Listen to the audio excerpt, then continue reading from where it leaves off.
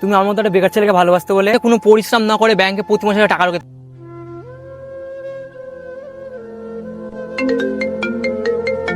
Hello. Hello, হ্যাঁ বলো। কোথায় আছো তুমি? এই তো রাস্তায়। ও, কেন, কোনো দরকার ছিল? বলছি একটু পার্কে আসতে পারবে?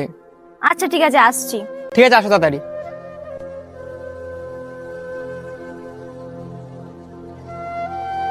হ্যাঁ কি হয়েছে বলো, ডাকলে কেন?